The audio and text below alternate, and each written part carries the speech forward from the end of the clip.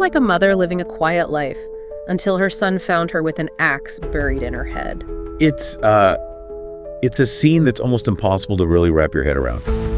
Happening in, the quiet solitude of a Florida home. A 17-year-old boy making this desperate, frantic call to 911, describing something just horrific. Yeah, something no one should ever have to witness, let alone describe. And that chilling discovery is where we're plunging into today. We're doing a deep dive into the layers of this truly tragic event, pulling back the curtain based entirely on the source material we've got. Right, specifically we're looking at transcripts of police interrogation footage and related information surrounding the death of Denise Hallowell and her son Carlos's account of that day. Our mission here isn't just, laying out crime facts. It's about following the narrative as it unfolds through the lens of the investigation, as captured in these sources. Exactly. We want to help you understand the initial discovery, how the son's story kind of evolved under questioning, the really powerful evidence that emerged later. And the key moments that, according to these sources, ultimately led to a pretty shocking conclusion. And we're sticking strictly to the information provided in these sources. Okay, so let's set the scene as it's presented. We're in Citrus County, Florida. The home itself sounds quite secluded, sort of isolated, nestled near a lake. And this is where Denise Hallowell lived with her adopted son, Carlos Hallowell. He was 17 at the time these events happened, which was back in July 2019. And the sources mention a pretty significant detail about their background. Denise adopted Carlos from Guatemala in 2006. He was only 4 years old then. So she'd raised him largely on her own in this, quiet, maybe somewhat remote place. Yeah, it paints a picture of a close, maybe isolated family unit. Just them living away from everything. So the day the source material really focuses on, July 13th, 2019, according to Carlos's initial account to the police, it started pretty ordinarily. Right. They'd actually spent the earlier part of the day attending a family friend's funeral over in St. Petersburg. Then they returned home. And Carlos told detectives about this seemingly small, kind of everyday moment they shared afterwards, eating apple pie. Yeah, in the kitchen. The source actually details this. He said they ate it right out of the box, sitting at the dinner table, and they each had their separate pies. He even explained why they only ate a slice and saved the rest. He mentioned something about their finances. He did. He said they were used to living paycheck to paycheck. His mother was a teacher, a single parent, so they had to make things last. It's a small detail, but one he offered up as part of their normal routine that day. Okay, so after this quiet moment with the pie, Carlos told the detectives they both decided to take afternoon naps. Right. She went to her bedroom, he went to his. He described, watching YouTube, falling asleep, waking up briefly, maybe to text people, then falling back asleep. And he framed these naps as pretty standard for them, usually lasting 2 or 3 hours. It was their own separate time, as he put it. And this brings us, according to Carlos's first version of events, to the moment everything changed dramatically. He told investigators he woke up about 3 hours after they'd started napping. The first weird thing he noticed, hearing dogs barking. Yeah, he said the barking was coming from his side of the house, which he thought was abnormal because the dogs were supposed to be fenced in, contained. So his first reaction, he said, was to get up and check. He goes to the front door. And finds it wide open. Right. So then he looks around the property for the dogs, but can't find them anywhere. And according to that initial story, this is why he went to wake his mother. He couldn't find the dogs, needed her help. So he goes to her bedroom. And that's when he told investigators he made the horrific discovery. Finding his mother, Denise, lying face down on her bed, unresponsive. And the source material then takes us right into the 911 call he made. You can almost hear the panic in his voice just from the transcript details. He gives the address, 4419, stop BGE points. And then blurts out the scene. My mother, Denise Hallowell, was lying in bed with an axe buried in her head, just chilling. Absolutely. His voice is described as filled with shock, repeating, oh my God, okay. Well, the dispatcher tries to keep him on the line, keep him focused. The urgency, the horror, it's palpable. So deputies, emergency responders, they rush to this secluded home. And the source confirms, upon arrival, Denise Hallowell was pronounced dead, 6:50 p.m. And given the obvious nature of the injury, authorities immediately classify it as a homicide. And Carlos, the one who called, the one who found her, he's found by the first responders just in a state of shock. Understandably. And of course, as the last person known to have seen Denise alive, the immediate focus of the investigation, as the source presents it, turns straight to him. Right, so the scene shifts from the chaos at the house to, the more controlled setting of the police station. Yeah, this 17-year-old kid who's just gone through this immense trauma finds himself at police headquarters in an interrogation room, talking with detectives. One named Detective Ramos is mentioned. And the sources say the detective's initial approach was gentle, trying to understand what happened. Exactly, just trying to piece together the timeline, the events leading up to the discovery. So Carlos gives his initial detailed account again, pretty much matching the 911 call. Waking up, the barking, the open door, looking for dogs, then going to his mom's room. And he repeats that gruesome detail. He tells the detective, "It was our axe," meaning it belonged to them, "and it was in the side of my mom's scroll." That's how it's spelled in the source. Skrull. But here's where the source highlights something from that first account that immediately kind of pinged the detective's radar based on their experience. What was that? Carlos claimed that even with the axe wound, he could still hear his mother trying to breath. B-R-E-A-T-H, but spelled B-R-E-A in the transcript. Right, and given the severity of an injury like that, Right. an axe in the head, the idea she'd still be breathing would be, well, highly unlikely, maybe impossible. That detail stands out. And the source also notes something else the detectives picked up on right away. Carlos's demeanor. For someone who just found his mother killed so violently, he appeared surprisingly calm. The source specifically says detectives found this suspicious based just on this initial interaction. So that calmness, contrasting with the horror he described, that was an early red flag for them.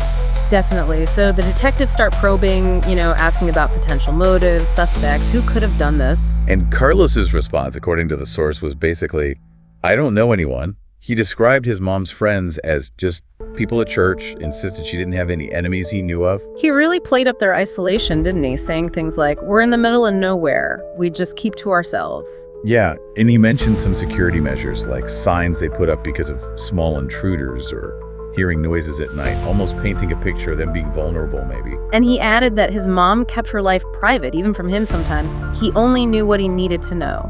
So the detectives circle back again, back to those last moments before the naps. The pie. Right. He confirms again, dinner table right out of the box. Separate pies, saving the rest to make things last. That same domestic scene. And after the pie, they parted ways, went for their naps. He repeats his story. YouTube, sleeping, texting, sleeping again, 2 to 3 hours, their own separate time. And this is where the source says the first major inconsistency starts to creep in. Detectives ask a simple question. Did your mom leave her room during her nap? Okay, what was his first answer?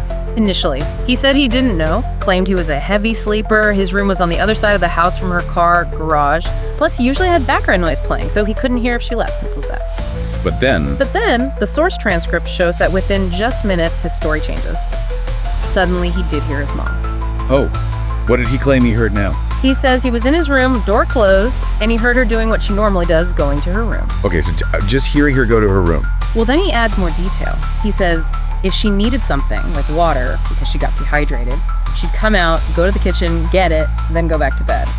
He calls this her usual routine, her everyday thing. Wait, so first he heard nothing because he's a heavy sleeper, then minutes later he heard her usual routine of getting water. That's quite a shift. Exactly. And the source says the detective called him out on it directly, saying something like, "Story is changing as we keep going, it just keeps changing." Which, from an investigator's perspective, is a huge red flag, right?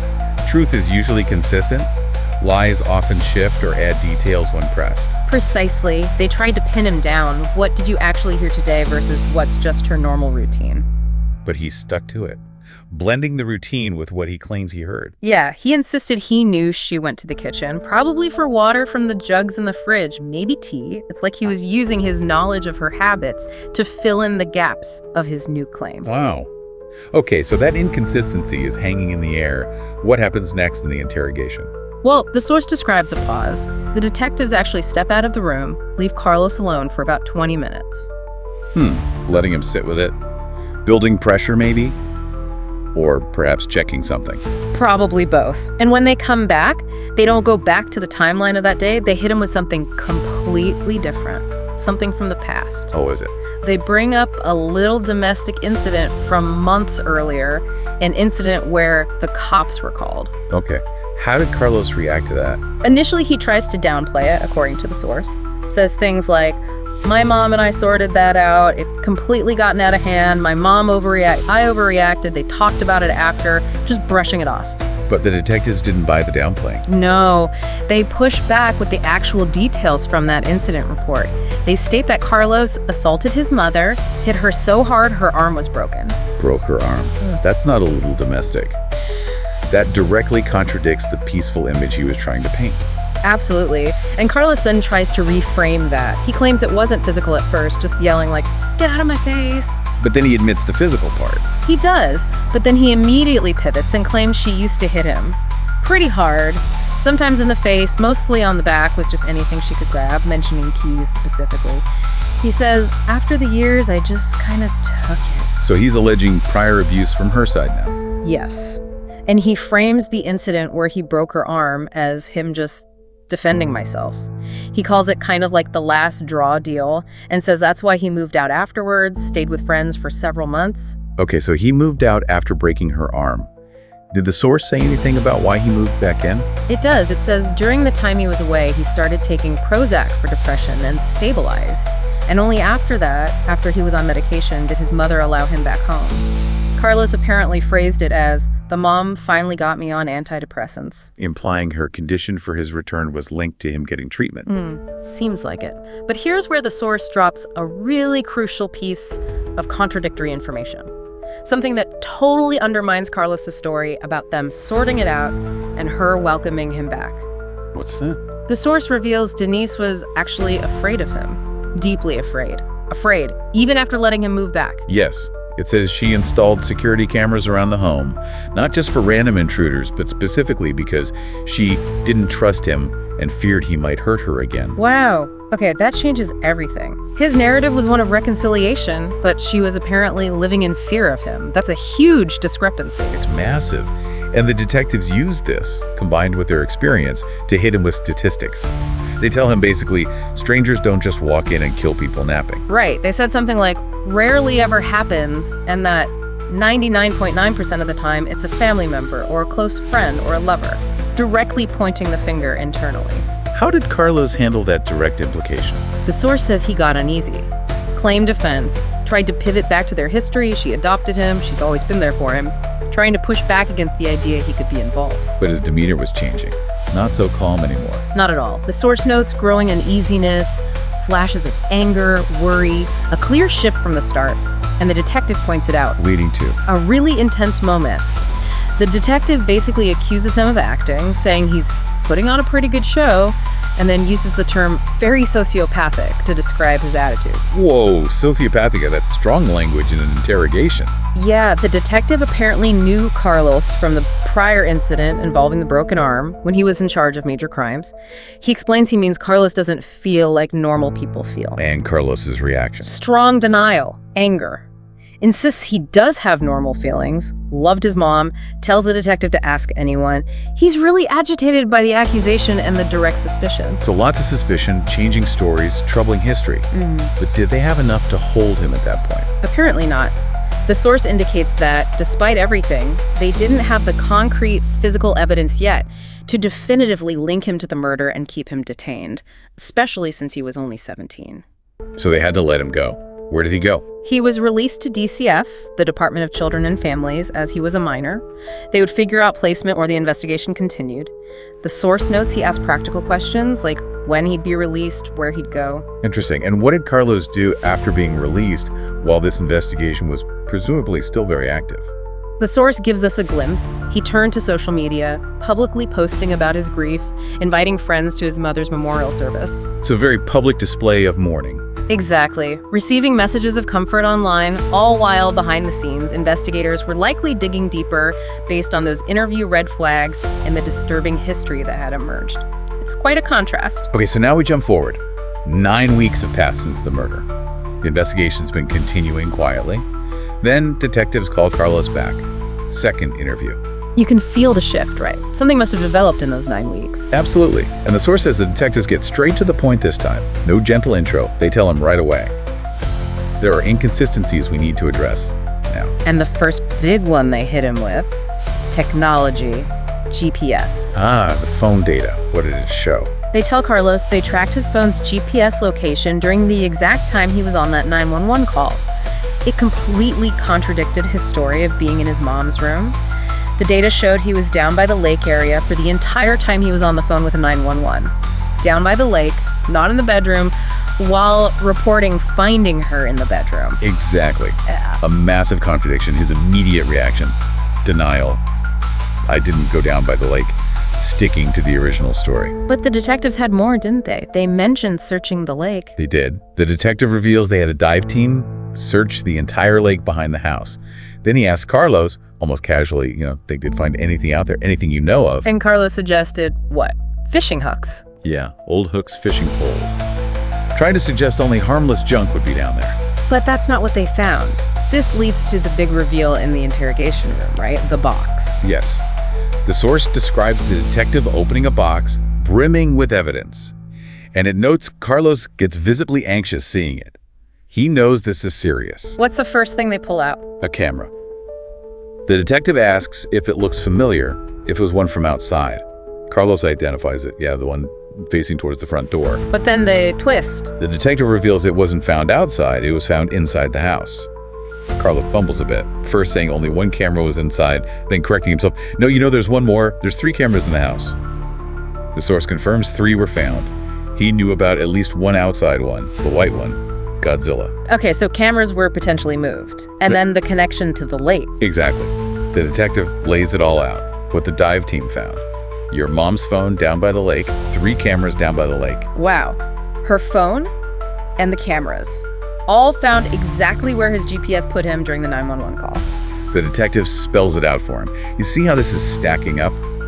The GPS lie, now the physical evidence found right there. His story is crumbling. So the pressure is really on now. Tell the truth. Right. The detective basically says the only way to help himself is to come clean. Maybe admit to a fight, an accident. If you come up front, say we got a fight, it was a total of something like that. Because without the truth, the evidence makes it look cold, calculated, like he doesn't care. Carlos pushes back on not caring, says he's fairly pissed. But the detective holds firm. Follow the evidence. But even then, Carlos still denies a fight. Claims it was a perfectly good day. Initially, yes. There's nothing that happened to where we got no fight at all. Still trying to maintain that facade. But the evidence in the box, the phone, the cameras. Yeah. He can't deny that. He can't. And he finally cracks on that point. He makes a partial admission about the items. He admits he panicked. Panicked and did what? Threw them in the lake. He says, I did really bad. And that he panicked and just grabbed the one that's facing the front door. I grabbed her phone, I grabbed the thing. I knew about that one. And I dumped them in the way. Okay, so he admits dumping the evidence because he panicked. But panicked about what? Does he admit why he panicked? That's where it gets murky again, according to the source. He claims he dumped them because he didn't know if I did it or if what happened, still claiming he doesn't remember actually doing it, the killing. So admitting the cover-up act, but still claiming memory loss about the core crime itself. Pretty much. The detective points out how illogical that is, makes no sense for anybody to do that's totally innocent. And Carlos acknowledges that. He does, says he understands that it's what's been bothering me the past few months, but still falls back on, I don't remember. And then they hit him with one more inconsistency. About the nap. Yeah. Police reveal his phone data also shows he doesn't really show you took a nap. So another key part of his original timeline falls apart. So the GPS lie, the items in the lake, the shifting story about hearing her, now the nap timeline. His whole initial account is just gone. Completely dismantled by the evidence. And the source indicates this is the absolute turning point. Carlos finally decides to talk more about the act itself. What does he admit to now? He makes a crucial admission about the weapon. Okay, I remember being outside of the shed and grabbing the axe. Wow, he admits getting the axe. Yes, but immediately qualifies it. Claims that's all he remembers. Other than that, that's it. Says he panicked because grabbing the axe was the last thing he did that he could remember before finding her. So admitting to getting the murder weapon, but still a blank around using it. That's what he claims. But at this stage, the detective seems convinced. The source quotes the detective telling Carlos flat out, there's no doubt that you did it. The investigation has reached this conclusion in their eyes. Which brings us back to the biggest question. The why? The detective asks him directly, and Carlos's response is kind of strange. He claims he wants to know why, too, because he doesn't remember any argument whatsoever. No memory of a trigger. But he does offer some recollection of the act itself, doesn't he? Even if fragmented. He does. He describes his best memory as sharpening the axe, and then all of a sudden it's in the back of her head. Just like that, all of a sudden. That's his description. He claims he thinks he walked in the house with the axe with not the intent of doing that, suggesting it wasn't premeditated in that exact moment, maybe. And he speculates about what might have happened in that memory gap. Yeah, he wonders if something was said, or if maybe he tried to wake her normally, like, hey, Mom, get up, we gotta go to work. And then she made a remark that kind of pushed me over the edge. So, suggesting a possible verbal trigger right before the act. Right, offering that as one possibility versus it just happening without a specific trigger he recalls. He seems uncertain himself, or at least claims to be. And he confirms when he called 911. Immediately right after he hit her. His words were blunt. Right after I went bam. And did he say what he did right after the attack, before the call, maybe? He mentioned checking for breathing, pulse, but saw blood running through her nose and knew there was nothing I could do. A moment of realization, perhaps? The detective asks if he feels better getting this out. What was his response? Incomplete, according to the transcript. A little bit, but I still feel like a piece. The thought trails off. So, after these admissions, does he elaborate more on the why, the underlying motivation? He does. He circles back to the idea of abuse. He claims his mother was very verbally abusive. Okay. Does he give specifics? He talks about remembering being in tears by the time of that conversation where the abuse happened. So she used strong adjectives and then strong emotions, things like, I'm so disappointed in you, which he'd apparently heard before. And he mentioned a specific insult that really got to him. Yeah, he claims she called him a loser.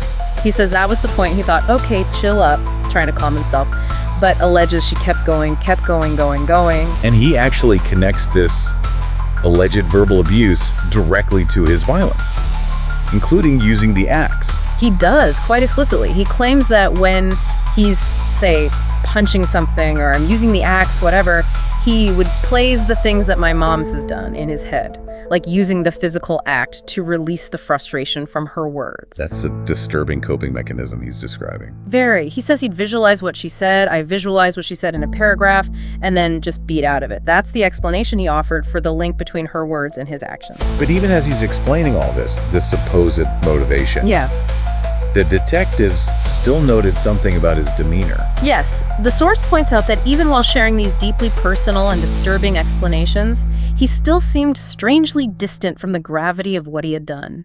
That emotional disconnect was still apparent to them. And then, right after confessing to killing her and explaining why, his focus shifts dramatically, doesn't it? It really does. It's quite striking in the source material. He immediately starts asking these practical questions. How long are we going to be here? How much longer, I guess? And worried about the consequences for his future. Exactly. Asking, I have a record now. Is there any way of getting explained later or not? And then the line that really stands out, I just hope that this doesn't really affect too much because there's still things, college. Worrying about college applications moments after confessing to murdering his mother. That's jarring. Incredibly jarring. The detective just responds that it's up to the courts, but that juxtaposition is left hanging there by the source. So, based on everything, the investigation, the evidence, his admissions, what was the formal outcome? Carlos Hallowell was charged with premeditated first-degree murder. And because he was 17, no death penalty, but tried as an adult. Correct. Tried as an adult due to the severity. And the verdict, according to the source, came in July 2021. Found guilty. Found guilty of killing his adoptive mother, Denise Hallowell. And the sentence? Life in prison, without a possibility of parole. So we followed this tragic story through the investigation as documented in our sources. From that initial horrifying 911 call, through Carlos's stories changing under pressure, to the physical evidence, the GPS, the phone, the cameras from the lake, completely dismantling his initial account. Or finally, his partial confession, his explanation rooted in alleged abuse, and the ultimate life sentence, all drawn strictly from the narrative presented in these specific source materials. And yet, even with a confession and conviction, you're left with unsettling questions, aren't you? Based solely on what these sources tell us. Definitely. His initial calmness, the way the story kept shifting, That claimed memory loss right around the crucial moment? His explanation of motive versus that observed detachment, and that chilling detail about Denise installing cameras because she feared him, how that reshapes the entire picture he first tried to paint. It leaves you thinking, doesn't it? Based only on what we've covered from these sources, what do you make of it all? Could his explanation of abuse really explain that level of violence? Or does the evidence point elsewhere? What about that claimed memory loss? We are genuinely interested in your perspective. Based on the details we've discussed, you can DM us your theories at DeepDiveWithJaceNova on Instagram. As we close out this deep dive, here's something to really chew on straight from the source material. That stark contrast. Carlos confesses to killing his mother, explains it as a result of years of verbal abuse and frustration, and then almost in the next breath, his immediate concerns are about how long he'll be detained, if he has a record now, and hoping it won't affect college. What does that immediate pivot right there in the source transcript tell us about his perspective on the irreversible act he just admitted to? It's a question that certainly lingers.